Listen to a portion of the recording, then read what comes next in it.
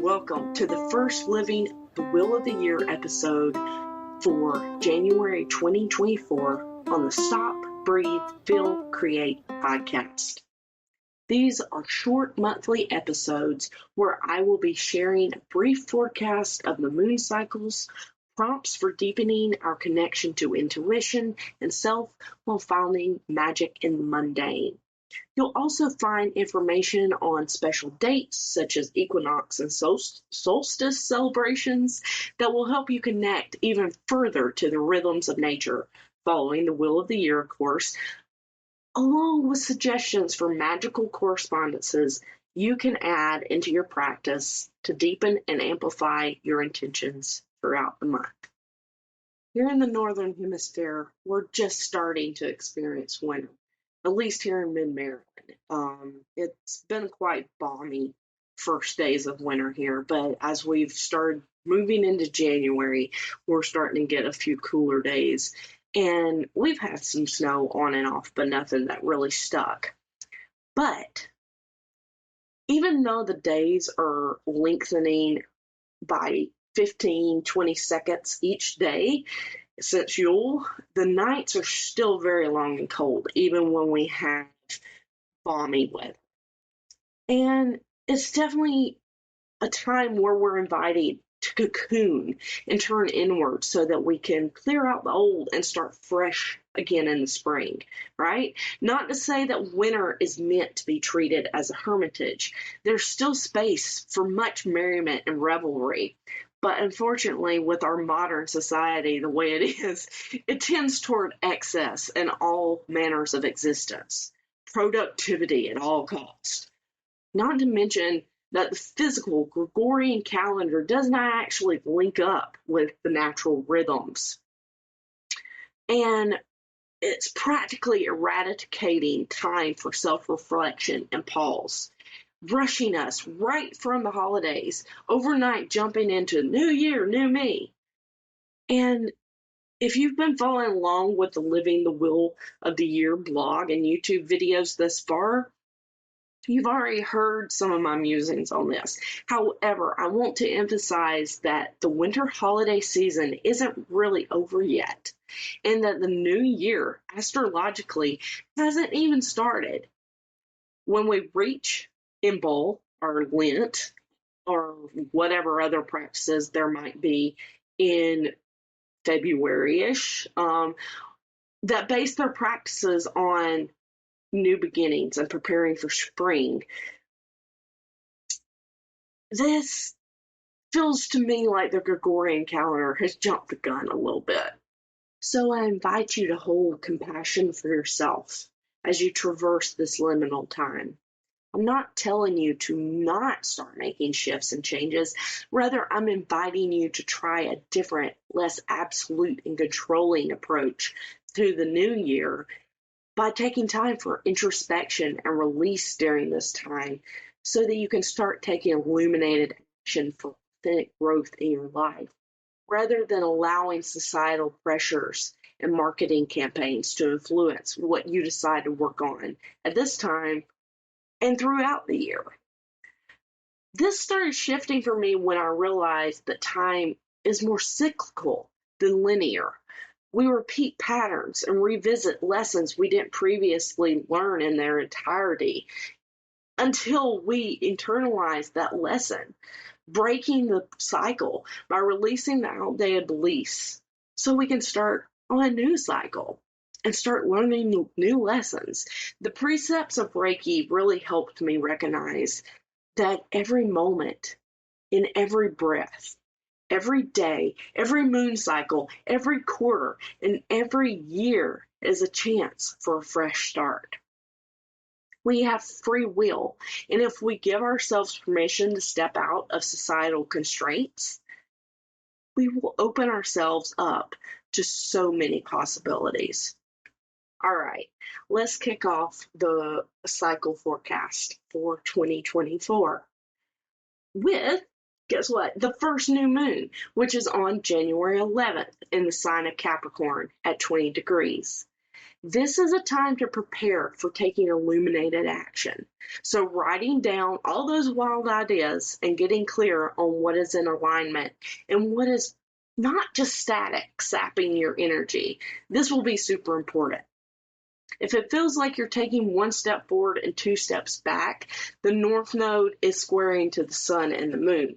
So do your best to trust in the process, and the illuminated path will be revealed to you if you allow yourself to find space. Just like the podcast name says, stop, breathe, feel, create. It's all in learning to listen to the inner knowing by boosting your intention and combating the pesky old inner critic, all while working to remain present. Staying open to receiving signs from Source, angels, ascended master, spirit guides, your whole team. So definitely tune in to next week's Pause episode for prompts on releasing, manifestation, and taking illuminated action. Let's look at some of the correspondences that I like to use for the new moon in Capricorn. But this section, it does come with a disclaimer. I don't recommend jumping into any certain practices without at least having a working knowledge of them. So please do your due diligence. Make sure you're checking for medical warnings when you're using essential oils or herbs, especially internally, and always use caution when working with open flame. More in that later, but okay, back to the fun part. For the new moon in Capricorn, the herbs I like to use are chamomile, rosemary, spearmint, tarragon, valerian. The essential oils are blue tansy, cypress, chamomile, frankincense, lemon, rosemary, Siberian fir, and spearmint. Colors that you might like to use include white, gray, green, indigo, or purple. I like to think about the season itself, the winter that we're going through. What does your landscape look like, at least in this setting? And some crystals that might help you by amplifying your intentions right now would be clear quartz, black tourmaline, black moonstone, jet, obsidian, malachite, turquoise, green aventurine, and selenite. All of these are great for putting all that negative energy into, but also calling in new clear energy and amplifying that. And then you also have some nice manifestation abundance crystals in there as well. Moving on, Aquarius season starts January 20th. The moon will be waxing, making it a perfect time to get the ball rolling on some of the new things that you've been toying around with creating. It's also a great time to connect with other like-minded folks or follow up on some creative conversations that were put on hold during the holiday season. But please remember, try not to overcommit yourself. Be sure that there's room for expansion and flow. Quickly following that, on January 25th at 12:54 p.m., the first full moon of 2024 arrives at 5 degrees of Leo, also called the full wolf moon. Be sure to do a check-in, as emotions may be weighing heavy on you as your inner critic pops in, saying, "Am I doing enough?" Let's definitely tap into some self-care and confidence-boosting rituals to combat the inner critic with strength, belief, and perseverance in ourselves and our purpose. Here are some of my go-to correspondences for the full moon in Leo. I won't go through the whole disclaimer part again. Be smart, people. Don't do stupid things. Anyway, herbs and oils that I like to use around this time period are basil, bay leaf, black pepper, calendula, cinnamon, citruses, chamomile, frankincense, ginger, helichrysum, jasmine, your choice of mints. Spearmint's one of my favorite. turmeric, and yarrow. Some colors that you will probably want to bring in, these harken in Leo, and that's going to be your red, your purple, your orange, your yellow, your gold, your bronze. Think warm, vibrant colors, but then also royalty with that purple popping in. Continuing on, here are the correspondences for full moon in Leo as far as crystals or stones. Amazonite, amber, aventurine, carnelian, one of my favorites, garnet, golden topaz, lion skin jasper, obsidian, pyrite, ruby, selenite, smoky quartz, tiger eye, and tiger iron. As mentioned earlier on this episode, many of us following the wheel of the year are looking forward to Imbolc, also known as St. Bridget's Day or Candlemas on February 1st, which marks the halfway point between winter solstice, Yule, and spring equinox, Astara. So while I won't fully unpack Imbolc here, I wanted to mention it since the next Living the Wheel of the Year episode falls a couple of days before the actual physical date. And I'm currently working on finalizing the preparations for two events I'm really excited about. That's Bridget's Blessing, a candle dressing workshop and passing of the flame ceremony, hosted by F Cups on January 21st from 2 to 4 p.m., as well as a Walk with Bridget, Imbolc and Beyond, which is hosted by the Fellowship Beyond the Star on February 11th from 12 to 2 p.m. Also, I'll be posting blogs with similar topics, so definitely go check out those and be sure to like, share, follow across all platforms. I'll make sure I'll drop the info in the show notes, so that's easy access for everyone. And if you're wanting to explore the Wheel of the Year more and living closer to the rhythms of nature, I encourage you to grab an Old Farmer's Almanac and or the Llewellyn Sabbath's Almanac. I've also heard the Ritual, starting with W, the Ritual Planner, and the Witch's Almanac also come highly recommended. I've also been doing some research on something called the New Calendar, which is more conducive to living in sync with natural cycles, but I haven't grabbed one yet, and I don't know if I'll like it. I'll check into it, but if you have seen it, definitely let me know your thoughts. And hopefully by next year or so, I will have a fully developed my lifestyle organizer, devotional, and Wheel of the Year planner as another resource that's been in manifestation stages for a while now, and I'm ready to finalize it. But of course, make sure that you're following along with my blog, newsletters, and other resources that I share throughout the month, all fueled by Patreon supporters, of course. For now, I'll leave you with a brief unpack of the anchor card from this year's collective intuitive reading. You can catch it over on the YouTube channel.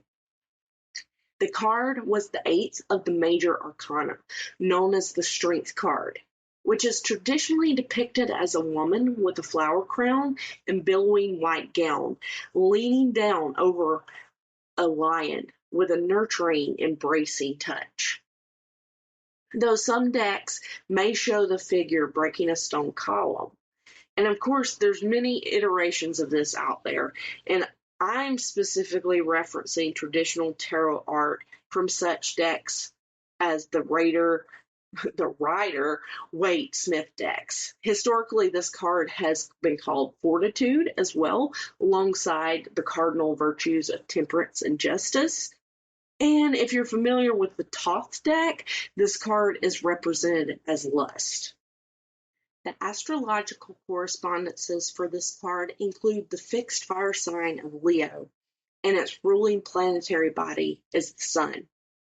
Typically, people would associate this with masculine energy, but I'm exploring non-binary ways of talking about this stuff, because by using the simplified, if not lazy, way of describing the energy of these cards, we lose something. And I highly recommend checking out the work of Emphas Books, founder of the major Aquariana, to learn more about queering your spiritual and magical practice, which will be a much more well-rounded explanation. And I'm excited to have them lined up for an interview on a future Igniting the Flames episode. So I'll leave that topic for now and allow space for Emphas to explain it way more eloquently than I can. So back to the Strength card. This binary viewpoint of the card limits us to seeing just where physical force and power may be showing up in our lives. Not that that's wrong, but in doing so, we lose the beautiful nuances found within the symbolism of the Strength card that drew me into exploring tarot and oracle decks to begin with. The binary focuses wrongly on one side of the pendulum swing, whereas if we follow through with the imagery provided, rather than how the card may have traditionally been used during readings, we find it encourages us to seek a balance of energies rather than one, extreme or the other. So by exploring themes of taming, not breaking our inner beast, by practicing control and constraint, while also learning to experience trust so that we can accept and ask for help rather than trying to force our way through situations. That's all for now. Next installment will be a pause episode featuring prompts for release, purification, and taking illuminated action.